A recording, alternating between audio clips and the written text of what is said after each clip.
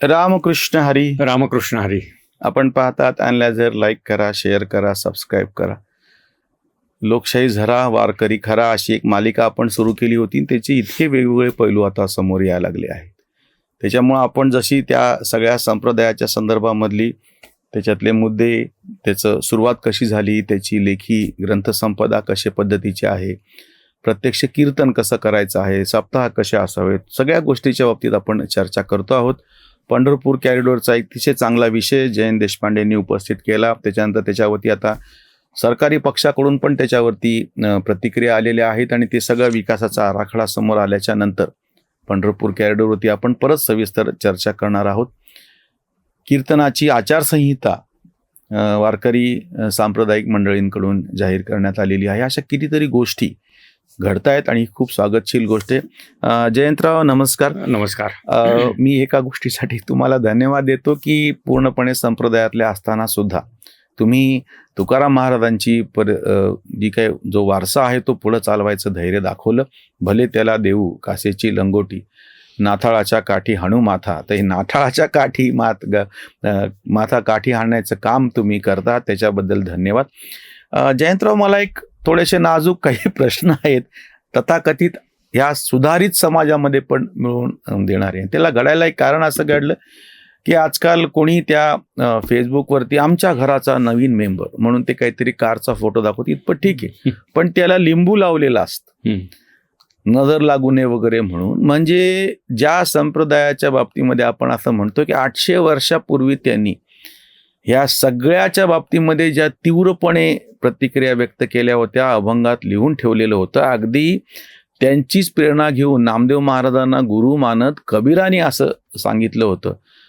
ज्या ह्याच्यावरती सगळी टीका केली होती की माला फिरे हे काठकी, जीभ फिरे मुख माई, माला फिरे है हाथ में, जीभ फिरे मुख माई, मनवा तो चहू दिशा फिरे, ये तो सुमिरण नाही.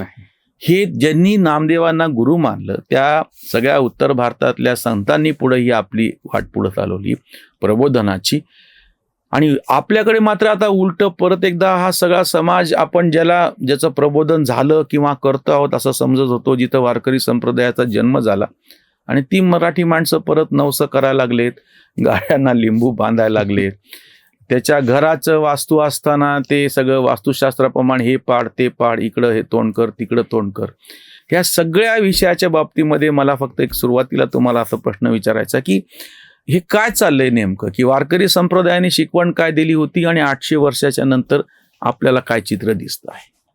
खूप महत्त्वाची चर्चा आपण करतो आहोत या निमित्ताने. मलाही आनंद वाटतो की हा विषय समोर यायला हवा होता. आपण पहिल्यापासून बघतो आहोत की वारकरी संप्रदाय ही सनातन धर्माला सुगम करणारी एक परंपरा म्हणून पुढे आलेला संप्रदाय आहे. हा धर्म नाही आहे, हा संप्रदाय आहे. सनातन धर्माची एक शाखा आहे आणि उद्देश एवढाच आहे की त्याच्यामधल्या अनावश्यक गोष्टी दूर ठेवायच्या आहेत आणि आवश्यक गोष्टी तिथे आणून ठेवायच्या आहेत आणि लोकांना सुगम पद्धतीने देवापर्यंत जाण्याचा मार्ग प्रशस्त करायचा आहे. आता जेव्हा तुम्ही हे विषय काढला तेव्हा त्याच्यामध्ये 2-3 प्रकारची शास्त्र येत आहेत. एक ज्योतिषशास्त्र यायला लागलेलं आहे, दुसरं वास्तुशास्त्र यायला लागलेलं आहे आणि तिसरं नवसाया शास्त्र नसलं तरी त्याला तितकीच मान्यता आपण देतो आहोत. मुळामध्ये हे लक्षात घ्या की ज्योतिष्य आणि वास्तू हे दोनही शास्त्र हे सनातन धर्मामधूनच आलेले शास्त्र आहेत. कारण जेव्हा आपण ज्योतिष्य आणि वास्तू यांचं प्रमाण बघतो आहोत ते कशाच्या आधारावरती सगळं मांडलंय, ते एकंदर 8 प्रमाणांच्या आधारे ते मांडलेलं आहे. त्याला वैदिक प्रमाण आहे, स्मृतींचं प्रमाण आहे, आचार्यांचं म्हणजे ग्रंथांचं प्रमाण आहे, प्रत्यक्ष प्रमाण आहे, तर्क प्रमाण आहे, परंपरा प्रमाण आहे, गणितीय प्रमाण आहे जे आपल्याला माहिती आहे, आणि आगम ज्याला लोक मानस जो असतो, अशा प्रकारच्या 8 प्रमाणांवरती हे सगळं अवलंबून आहे. त्यामुळे ज्योतिष आणि वास्तुशास्त्र यांना शास्त्र म्हणून वारकरी संप्रदायाची पूर्ण मान्यता आहे.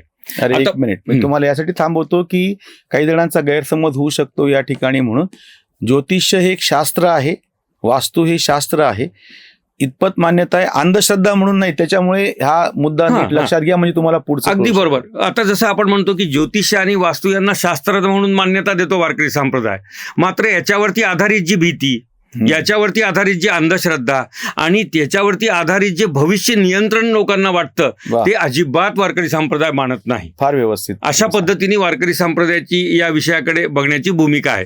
थोडक्यात सांगायचे तर वास्तुशास्त्र कसं मानतो वारकरी संप्रदाय? हवेशीर असलं पाहिजे, स्वच्छ असलं पाहिजे, घरामध्ये प्रसन्न वाटलं पाहिजे, अशा पद्धतीचं वास्तुशास्त्र वारकरी संप्रदाय मानतो. ही दिशा ती दिशा, मला सांगा तुम्ही, सगळ्या दिशांमध्ये तो भरून उरलेला आहे. मग त्याची अजून वेगळी दिशा कशी असेल? स्वयंपाकाची वेगळी दिशा कशी असेल? हा ठीक आहे, वारा जोरात येतो तर तिकडे अग्नी नसावा हे आपण मान्य करू, तो घरामध्ये पसरू शकेल अशा अर्थाने. स्वच्छ जागेवरती तुमची बैठक असली पाहिजे, हवेशीर असली पाहिजे, अशा अर्थाने त्या वास्तुशास्त्राचा विचार वारकरी संप्रदाय निश्चित करेल. परंतु जसं मी तुम्हाला म्हणालो अगदी प्रिसाइजली, भीती, अंधश्रद्धा आणि भविष्य नियंत्रण याचा संबंध जेव्हा तुम्ही वास्तू आणि भविष्याशी जोडता, तिथे वारकरी संप्रदाय त्या प्रकारच्या पद्धतीला नाकारतो आहे. तुम्हाला फक्त एक मी ह्याला जोड देतो, विशेषतः वास्तुशास्त्र आपल्याकडे मंदिर निर्माणाच्या बाबतीमध्ये जे शास्त्र सांगितलेलं आहे ते अंधश्रद्धेवर अवलंबून नाहीये. चौथऱ्यावरती वास्तू कशी असावी, त्याचं प्रमाण कसं असावं, टाउन प्लॅनिंगमध्ये शौनक कुलकर्णींबरोबर चर्चा करत असताना नगर रचनेमध्ये आपण आवर्जून हे सगळे मुद्दे घेतलेले आहेत. त्याच्यामुळे वास्तुशास्त्र हे आमच्याकडं फार शास्त्रशुद्ध पद्धतीनं आलेलं आहे, जे आता अंधश्रद्धा म्हणून येत आहे. दुसरं जे यंत्र तुम्ही ज्योतिषाचा विषय घेतला, त्याच्यामुळे मला तुम्हाला असं विचारायचं आहे की आयुष्यातली जी अस्वस्थता आहे किंवा वेगवेगळ्या, तुम्ही जी भीतीचा तर उल्लेख केलेलाच आहे, किंवा आता नवीन काळातली जी प्रचंड अशी स्पर्धा झालेली आहे, विज्ञानावरती आधारित सगळी नवीन व्यवस्था आहे, त्या सगळ्या ताणतणावामध्ये परत एकदा माणूस अंधश्रद्धेकडे, ज्योतिष्य म्हणून त्याच्यामुळे काहीतरी, आणि मग त्याच्यातला पुढचा भाग म्हणजे नवस येतात. हो, नवसे होणे पती, नवसे होणे संतती, मग का करणे पती, असं जे तुकाराम महाराजांचं वचन आहे.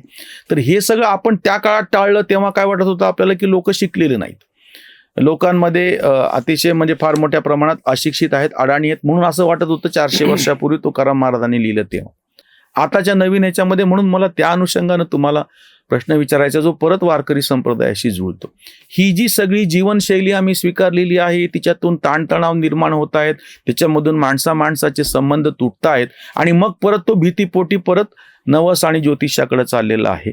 पण त्याच्या नेमकं उलट जर आपण वारकरी संप्रदायाने आपल्याला सांगितलेले मार्गदर्शक तत्वाप्रमाणे जर आपली जीवनशैली करू शकलो तर याच्यावरती मार्ग काढता येईल असं म्हणता येईल. अगदी. आता बघा, जसं आपण वास्तुशास्त्रासंबंधी बोलताना जी 8 प्रमाण आपण वापरली, ती ज्योतिषशास्त्राची पण प्रमाण आहे. बरं, त्याच्यावरच ते आधारित आहे. आम्हाला माहित असणारं ज्योतिषशास्त्र हे केवळ गणितीय आहे. त्या गणितीयच्या पलीकडची 7 प्रमाणं तुम्हाला मी या ठिकाणी सांगितलेली आहेत. ज्योतिषशास्त्र आहे, नाकारायचा प्रश्न नाहीये. ग्रहांची स्थिती, ताऱ्यांची स्थिती, त्याचा वस्तूवरती होणारा परिणाम, त्याचा भूतलावरती होणारा परिणाम, हे सगळं आपल्याला मान्य आहे. परंतु गंमत काय व्हायला लागलेली माहिती आहे का, की त्या परिणामाला अनुकूल करून घेण्याचं जे एक शास्त्र लोकांनी स्वतःच्या सोयीसाठी विकसित केलंय, असं कधीही होत नाही. आमच्या तुकोबांची सुंदर भाषा आहे, अवघा तो शकून हृदयी देवाचे चिंतन. तुम्हाला शकून पाहिजे म्हणजे काय, तुम्हाला अनुकूलता पाहिजे आहे, तुम्हाला तुमच्या मनाला शांती पाहिजे आहे, तुम्हाला तुमच्या मनासारखं घडावं वाटतं आहे, तुमचं चित्त समाधान पावेल अशा प्रकारची स्थिती तुम्ही अपेक्षित करता आहात. त्याचं उत्तर ग्रहताऱ्यांना तृप्त करणं होऊ शकत नाही. त्याचं उत्तर तिथे वेगवेगळ्या प्रकारची व्रतवैकल्य करणं होऊ शकत नाही. त्याचं उत्तर तेच आहे, अवघा तो शकून, सगळ्यात शकून होईल म्हणाले, म्हणून मग तिथे तो पहिलं तोगे काऊ कोकत आहे. कावळा आम्हाला कधी शकून देईल असं वाटलं होतं का आयुष्यामध्ये? पण माऊलींना ते वाटतं ना की कावळ्याचं ते ओरडणं देखील एक शकून आहे. केव्हा? अवघा तो शकून हृदयी देवाचे चिंतन. त्यामुळे तुम्ही नाना प्रकारचे उपाय जेव्हा कराल, ज्योतिषाला अनुसरून, वास्तूला अनुसरून, नवस सायासाला अनुसरून, त्या सगळ्या उपायांचा परिणाम जर तुम्हाला अनुकूल पाहिजे असेल तर केवळ तितक्या साधनेने तो होत नाही, हे वारकरी संप्रदाय सांगतो आहे. तुम्हाला अनुकूल परिणामासाठी हरीचा दास होणं आवश्यक आहे. आणखी त्याला जोडून तुम्हाला मी आणखी जोडून याच अभंगाच्या टीकेमध्ये तुकोबाराय काय म्हणतात तुम्हाला सांगतो मी. आता आपण वास्तू आणि ज्योतिष्य बोलतो, त्याची टीका अशी आहे, तुका म्हणे हरीच्या दासा, शुभ काळ अवघ्या दिशा. काळ म्हणजे ज्योतिष्य आणि दिशा म्हणजे वास्तू, हे सगळंच आम्हाला शुभ आहे म्हणतात. आम्ही हरीचा दास झालं पाहिजे. म्हणजे वारकरी संप्रदायाची भूमिका ही आहे की ही शास्त्र आहेत, या शास्त्रांची काय म्हणता येईल, एक प्रकारची परिणामकारकता आहे, परंतु त्याच्याहून श्रेष्ठ परिणामकारकता कुठली असेल तर ती आमच्याकडे आहे आणि ते हरीचं दास होण्यामध्ये आहे. एकदा हरीचा हे बघ, शुभ काळ म्हणतायत म्हणजे अशुभ काळाची तुकाराम महाराज मान्यता देत आहेत ना.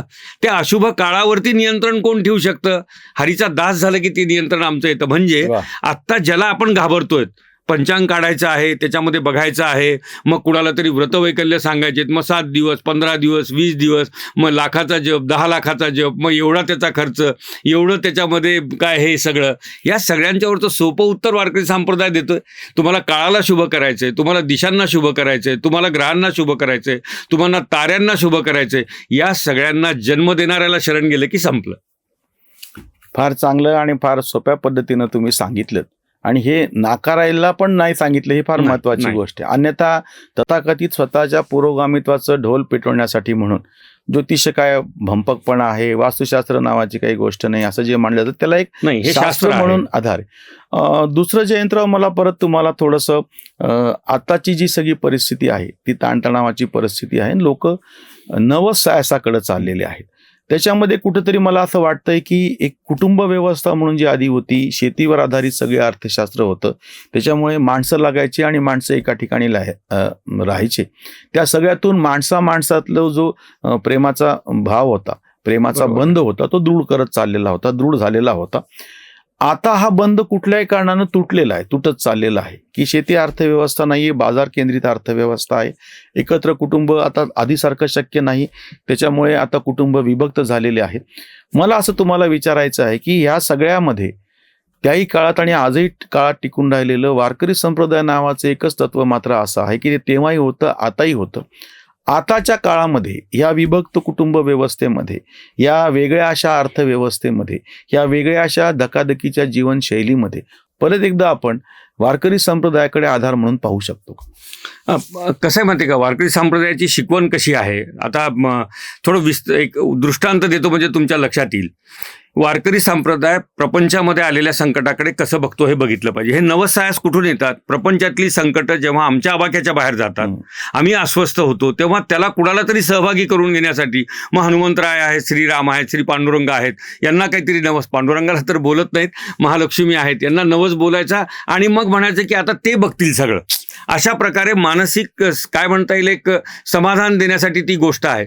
पण आमची भूमिका फारच वेगळी आहे. आमची भूमिका अशी आहे की जो भोग आमच्या समोर आलेला आहे तो कर्मानुसार आलेला आहे. आम्ही जे कर्म केले त्या कर्माचं पापपुण्यात्मक जे काही फल आहे ते फल आम्ही इथे फेडायला लागलेलो आहोत.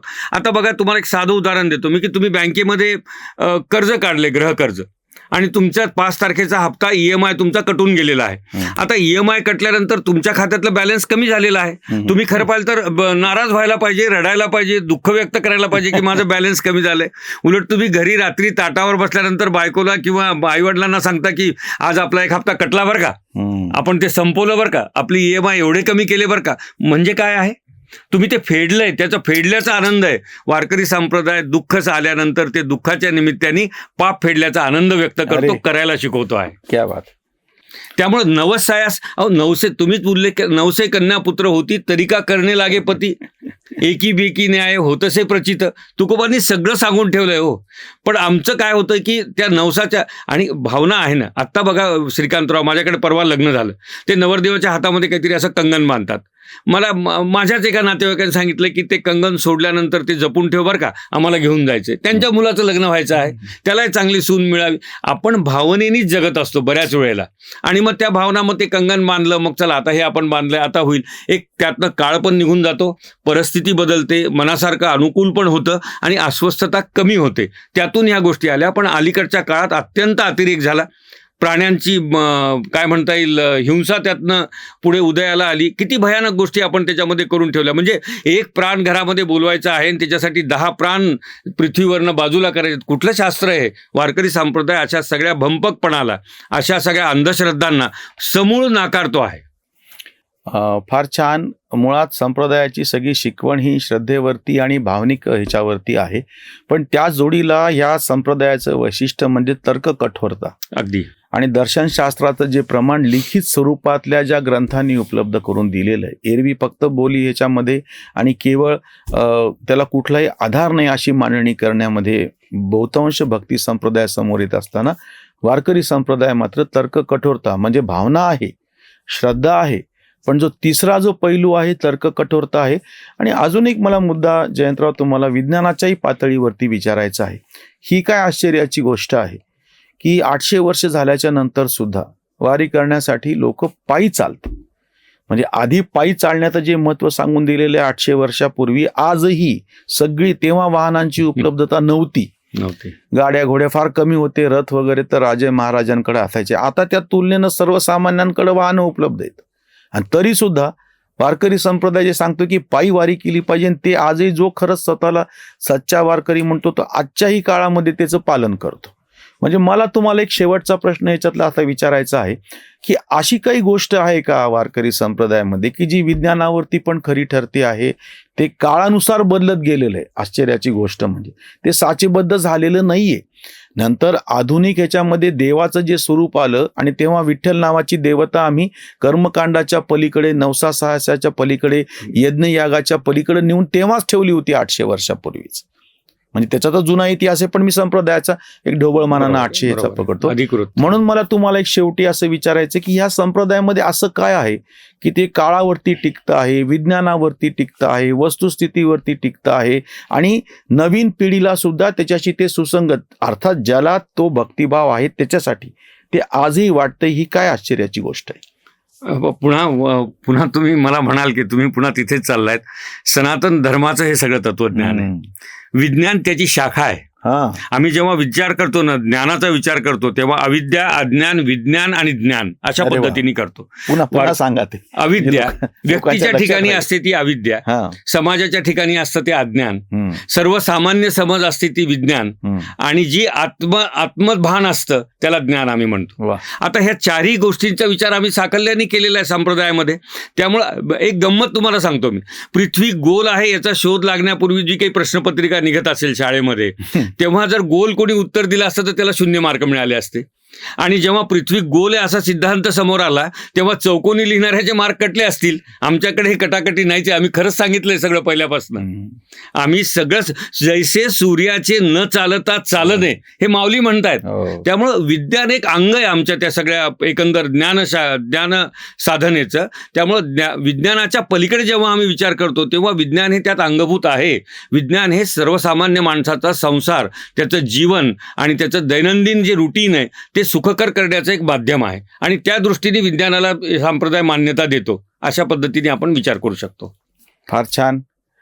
अगदी आज रोजच्या आपल्या जगण्यामध्ये येणाऱ्या ज्या अडचणी असतात त्याच्याप्रमाणे आपण आपल्या मनाचा कमकुवतपणा म्हणा किंवा ह्या सगळ्याला शरण जातो आणि त्याच्यातून काही गोष्टींच्या मध्ये आपण अडथळा निर्माण होतो. पण ह्याच्यातून मार्ग काढण्यासाठीचा आपल्याला परत संप्रदाय उपयोगी येतो आणि आपल्याला अतिशय योग्य नैतिक अशा, तार्किक अशा, दार्शनिक अशा मार्गावरती, वैज्ञानिक मार्गावरती संप्रदाय येतो. काय तुम्हाला? मला हे म्हणायचं होतं की आपण जी चर्चा केली ज्योतिष्य, वास्तू आणि नवस याच्या संदर्भामध्ये एक छोटा दृष्टांत तुम्हाला मला द्यावा वाटतो की मला घरापासून रेल्वे स्टेशनवर जायचं आहे.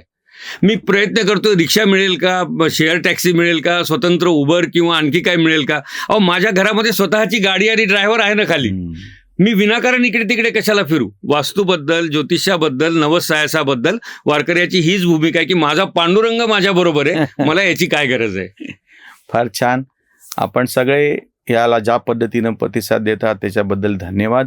तुमच्या प्रतिक्रिया तशा आधी दिल्या, आता पण सांगा, तुमची मतं मांडा. म्हणजे वेगवेगळे विषय, तुमच्या वेगवेगळ्या शंका, विषय पण दिलेत बरं का श्रीकांत. रामदासी आणि वारकरी संप्रदाय आपण कधीतरी कव्हर करू. तोही विषय एकाने दिलाय. वेगवेगळे संप्रदाय आहेत. मी तर ते जयंतरावांना आग्रह करणार आहे. आपल्याकडे आनंद संप्रदाय आहे, नाथ संप्रदाय आहे, महानुभाव संप्रदाय आहे, विविध संप्रदाय आपल्याकडे चालत आलेले आहेत.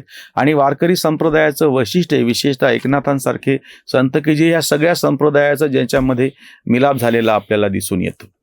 इथेच थांबूयात. रामकृष्ण हरी. रामकृष्ण हरी. स्वधर्म जागृतीचा विधायक बुरुज.